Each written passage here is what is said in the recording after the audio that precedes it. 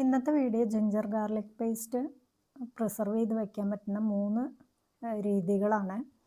ആദ്യം തന്നെ ജിഞ്ചറും ഗാർലിക്കും സെപ്പറേറ്റ് അരച്ച് വയ്ക്കുക എന്നുള്ളതാണ് പ്രിസർവ് ചെയ്യാനുള്ള ഏറ്റവും നല്ല മാർഗം.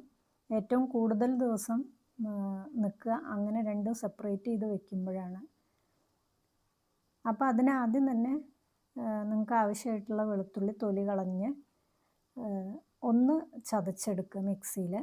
ഒന്ന് നന്നായിട്ട് ചതഞ്ഞ് വരുമ്പോൾ അതിലേക്ക് ഒന്ന് നന്നായിട്ട് അരഞ്ഞ് കിട്ടാൻ ആവശ്യത്തിനുള്ള സൺഫ്ലവർ ഓയിൽ ചേർത്തിട്ട് ഒന്ന് നന്നായിട്ട് അരച്ചെടുക്കുക. നല്ല പേസ്റ്റ് രൂപത്തിൽ കട്ടകളൊന്നുമില്ലാതെ അരച്ചെടുക്കുക.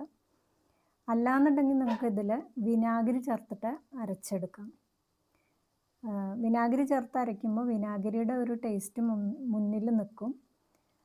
അതുപോലെ തന്നെ പിന്നെ ഒരു പ്രിസർവ് ചെയ്യാനുള്ള ഒരു രീതി എന്ന് പറഞ്ഞു കഴിഞ്ഞാൽ മഞ്ഞൾപ്പൊടി ഉപ്പും ചേർത്തിട്ടാണ്. അതിന് ഉപ്പ് ചേർക്കുമ്പോൾ എപ്പോഴും കല്ലുപ്പ് ചേർക്കാൻ ശ്രദ്ധിക്കുക. കല്ലുപ്പാണ് കുറച്ചും കൂടെ നാൾ കൂടുതൽ കേടാവാതെ ഇരിക്കുക. അപ്പോൾ ഇത് 1 മാസം വരേക്ക് നിങ്ങൾക്ക് ഫ്രിഡ്ജിലും അതിൽ കൂടുതൽ വേണമെന്നുണ്ടെങ്കിൽ നിങ്ങൾക്ക് ഫ്രീസറിലും സൂക്ഷിക്കാവുന്നതാണ്. ഒരു 6 മാസം വരേക്ക് ഫ്രീസറിൽ നിങ്ങൾക്കത് നല്ല രീതിയിൽ സൂക്ഷിച്ച് വയ്ക്കാൻ പറ്റും. ഈ 3 രീതിയിൽ ചെയ്യുകയാണെങ്കിൽ നിങ്ങൾക്കത് സൂക്ഷിച്ച് വയ്ക്കാം.